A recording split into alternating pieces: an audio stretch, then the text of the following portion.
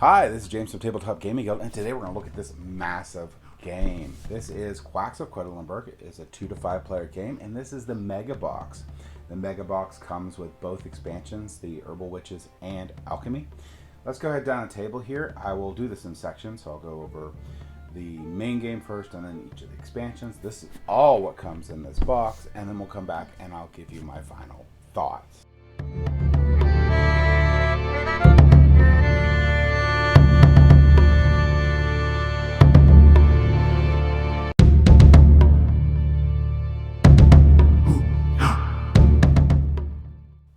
Alright, so this is Quacks of Quedlinburg. You get a lot of components in with the game. You're going to actually get 4 of these boards. I didn't put them all out. So you're going to have up to 4 players in here. And you're going to have this nice player board. You're going to have all these tokens here, or all these cards here for all your different tokens. And you get tons of tokens and your fortune teller cards and your rubies. To start out the game, you're going to look at this little board here. You're going to start with 1 spider, 1 pumpkin, and 4 1-poppers, 2 2-poppers, and 1 3-popper, and you have that in the bag. And what you're going to do throughout the game is you're trying to get the most points possible before the 9th round.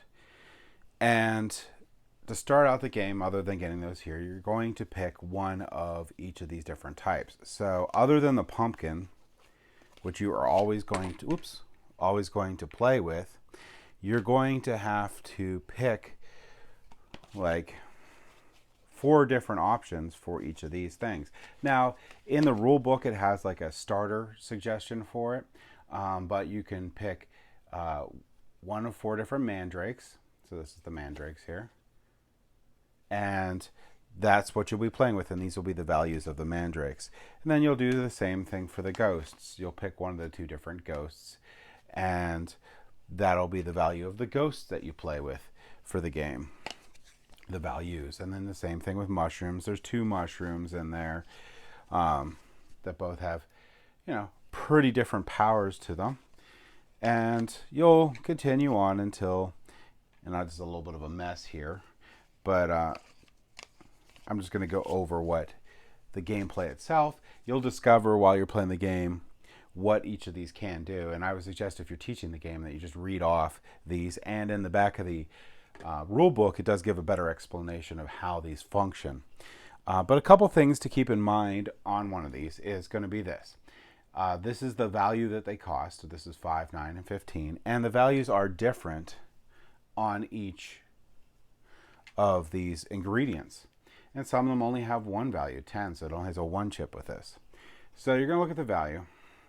And then some of them have to deal with, or all of them have to do, if they have increased values of chips, they can have better value moving on. These ones here, so if you pull a 1 mushroom, it's going to move 1 space on your potion track, which I'll show you in a second. 2 mushrooms going to move 2, and 4 mushrooms going to move 4.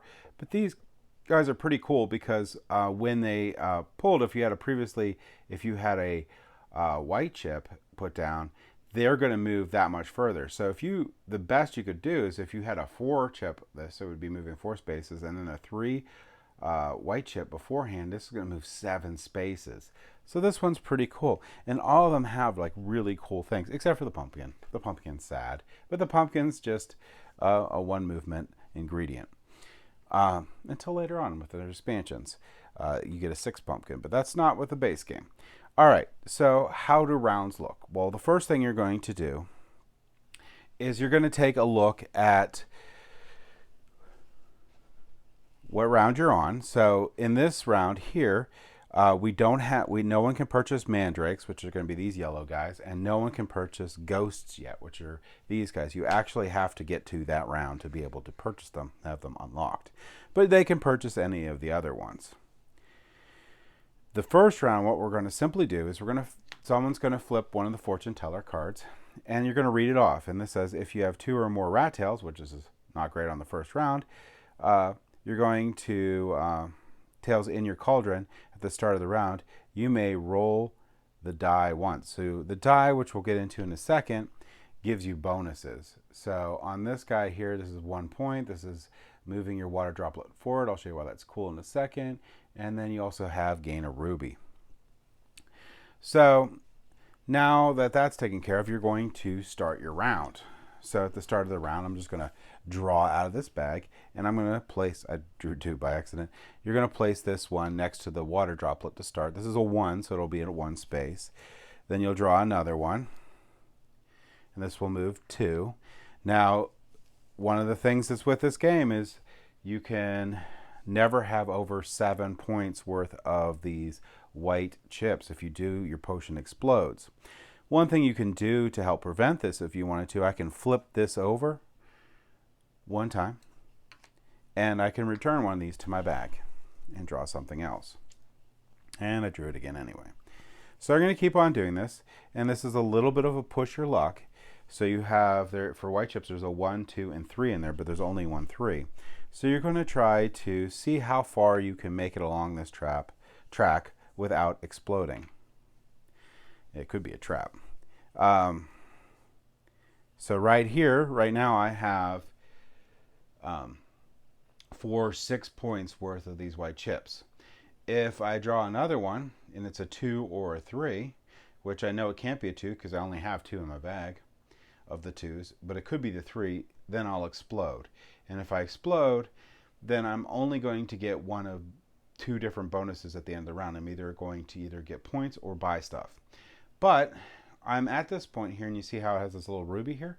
So always when you're at the end of the round, you're going to look at what you're next to. So I'm next to this, so this would actually give me 9 money, 1 point, and a ruby. So I'm pretty good with that. Now, after everyone goes, which is this is simultaneously, then you're going to look at this track. The person who made it farthest along the track is going to roll this die, and they'll get the bonuses. So here's like 2 points they'll get. Next, you're going to take a look at these specific tokens, because these specific tokens give bonuses. So this one here, if you have the same as everyone else, or at least no one else has more than you, you're going to get the water droplet moving forward once. If you have more than everyone else, then you're going to get a ruby and move the water droplet forward. And or if you pick this side, you'll get other bonuses. So look at those, see if anyone gets it. Look to see if the spot that they're scoring on there or getting money from, or has a ruby on it. If you do gain a ruby, then you're going to decide if you didn't explode, you'll get both. But if you did explode, you're going to pick between getting points or buying more chips. So here you'll get the points equal to that. So I would go up 9 points. And then I would go to the buying phase, and then turn order, you would buy tokens. So the first player will be flipping this, but and then we'll go to the player to the left. That's just to make sure that if you run out of tokens, there's not a problem, which you can run out of some of the numbered tokens. So basically, I'm going to take my value 9, and I can get up to 2 different ones. I can't be 2 of the same, but I can get up to 2 different ones, and 2 different colored tokens, ingredients, and purchase those now, and I put them into my bag. After you buy your chips, then you're going to take a look here. You started the game out with 1 ruby, but like I said, I would have gained a 2nd ruby. And I can do one of 2 things. I can either move my water droplet forward with 2 rubies, or with 1 ruby, I can flip this back. Now let's say with 2 rubies, I move my water droplet forward. What that means is, for the rest of the game, my starting point is going to be right here. So I will be further along this track. So moving that water droplet forward is really, really good. The next thing you're going to do is you're going to basically take a look at where you are compared to another player. So let me set up an example here. I'm going to get another player chip out, and you're going to see how many rat tails that you get. So let's say the blue player is right here. The yellow player is way up here. So this blue player would get 1, 2, 3. Now let's go ahead and switch this. So the yellow player gets 3, so I can show you what that looks like. I would take this rat tail marker, and I would go 1, 2, 3. And this is my new starting position for the next round. After the round's over, you'll clear the rat tail out when you clear out your ingredients and put them back in your bag. But for right now, I get a nice little bonus because I'm farther behind. You'll also move this marker forward, and this will now allow the mandrakes to be available. And you will flip a new fortune teller card, so a new first player, and read it off, and everyone will get that bonus. And there's a lot of different fortune teller cards in here. Your purple ones are at the beginning of the round, and your blue ones are at the end. And a couple other notes are, once you get to the 6th round, you're going to get an extra white chip. And at the end of the game, you aren't going to be spending rubies to move your water droplet forward, because that doesn't matter. What you're going to be doing instead, and you're not going to be purchasing anything, so you're going to be converting your purchasing into points. You'll be converting your rubies, every 2 rubies, into points. And the person with the most points at the end of the game wins. So that, in a really quick nutshell, is Quacks of Quedlinburg. There's a lot more nuancy things that you need to learn, especially with all these different player boards. And the more that you play this, the more you're going to learn these player boards. They're pretty quick, pretty easy, but there's, like I said, there's 4 different ones to pick from. So there's a lot of replayability in this game. Just this base game has a ton of replayability in it. The last thing I'll mention on here is you can play on the advanced player board side. And all this is you're going to get an extra little water droplet here that you're going to do. And instead of moving your water droplet up forward for different effects in here, you can move this guy forward instead. And if you do, when it covers over one of these things, you'll just get that bonus. So he'll get a ruby, a point, a white skull ingredient token, 2 points, 1 moth token, the 2-point mushroom, just and so on and so forth. So that's the advanced side. So you can make a decision on whether you want to move your water droplet forward here to make it easier for you to move further along this track, or do you want to move along this track and get your bonuses. One other thing to mention here too is you can't actually go past here. So once you hit here, this is the max. So you'll get 35 buying power and 15 points. All right, so this is the Herbal Witches expansion for Quacks of Quedlinburg. And the Herbal Witches expansion adds a good bit to the game here. You're going to get a 5th player board, which is really, really nice. And worth it almost for the expansion just in itself. But also, what's really worth it is you're going to get a new book for every single one of the existing chip sets. Even the pumpkin. And now you have this awesome 6 pumpkin. So here's the new mandrake one. Here's the new moth one. Here's the new mushroom one. Here's the new ghost one. You can pause the video if you want to read what they say on here. And like I said, the pumpkin one's super awesome. $22 for a 6 pumpkin, but it's a 6 pumpkin. That's amazing. And here's the new skull one. And spider. And then you get this new essence one where you have this new resource, this essence resource that you can purchase throughout the game and put into your bag. And this one here, like the value of the chip is 1 higher than the number of rat tails in the pot. So you could get, this value will increase based on the number of rat tails you have. So it'll be a 1 if you don't have any rat tails though. This one here is copy the function of the value of the last colored chip in place. I really like the sort of mimic thing that you can do. Like you can clone your last one if you want. So that's really cool. So that in general is just amazing for this game. But you also can get this Herbal Witch. So you'll get the coin indicated on the top when you play it, but you'll get these Herbal Witches and they give really cool bonus abilities that you can use throughout the game. So these are sort of like, think of them as like little asymmetric powers that you can have, you can use during the game itself. So they're all pretty cool and add a nice little twist to the game itself.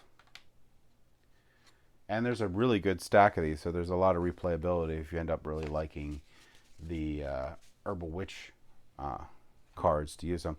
And finally, you get this overflow. So what this overflow does is it's going to go on your board. It'll go right here. And if you go past this mark on your board, so you'll place something out, and what will happen is it'll go into here. And you can keep going, but any of the white chips that you pull will still count towards you exploding your pot. And at the end of the round, what's going to happen is if you didn't explode your pot, you can pick both buying and gaining points. But if you did, you'll have to pick one or the other. But let's say you didn't explode. So you'll definitely get the 15 points and 35 buying. But in addition to this, you're going to take up the whole value of every single chip that you put in here and divide by 2. And you're going to get that many points also. So this gives a nice little advantage to not just having to stop at the end of the pot and being able to keep on going or keep pushing your luck. So that is what the Herbal Witches expansion comes with and what it does for the game. All right, so this is the Alchemy expansion for the Quacks of Quedlinburg. In the Alchemy expansion, you're going to get this major component for the game, which is going to be this sort of alchemy board.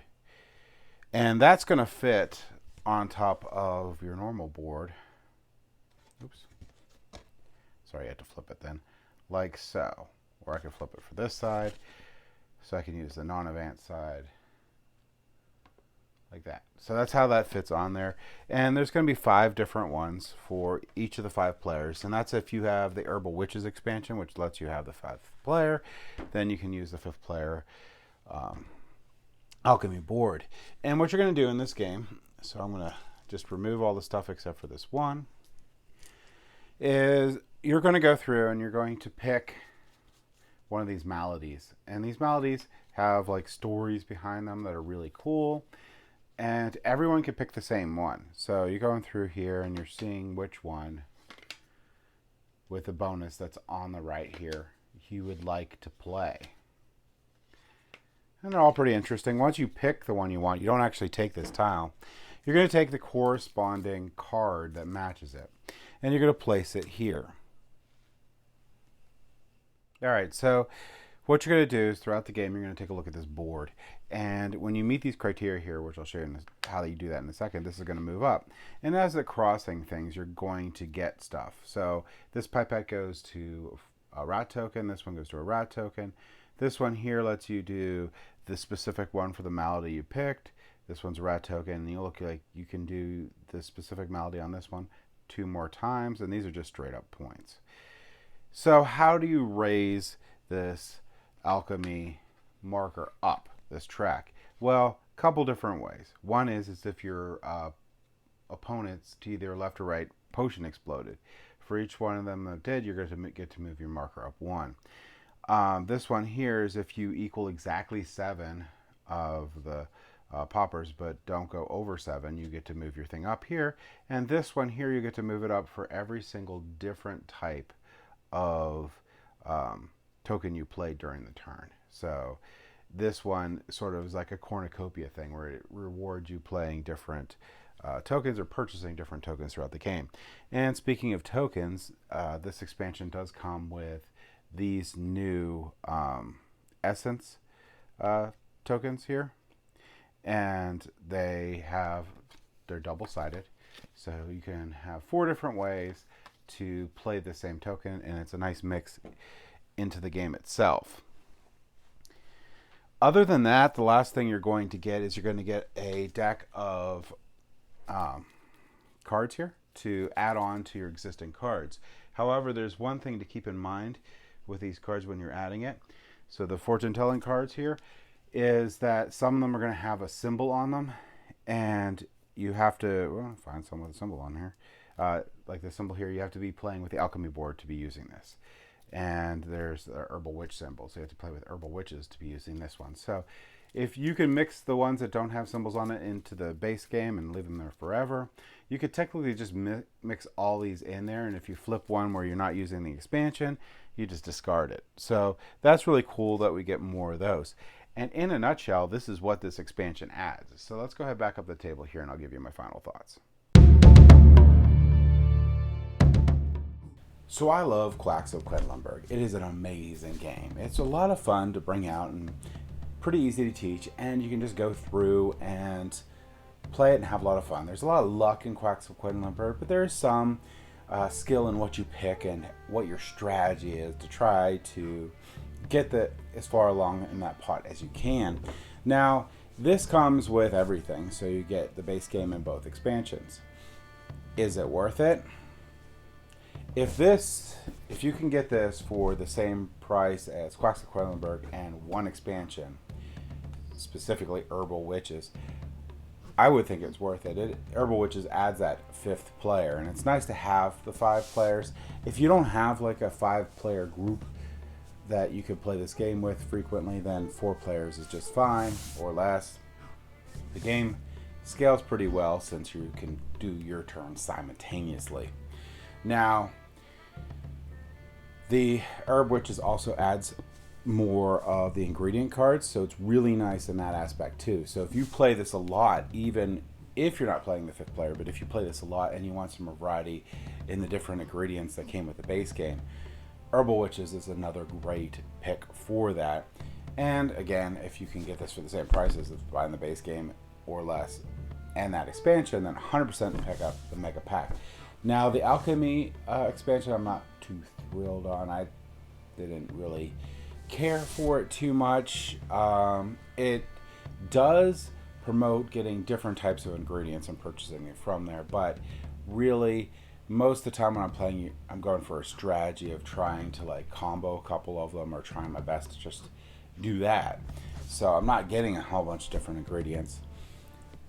So the Alchemy expansion, I could take it or leave it. The Herbal Witch expansion, the witches themselves are fine. They're fun. They give like a little bit of an asymmetric power, but overall they don't affect the game that much.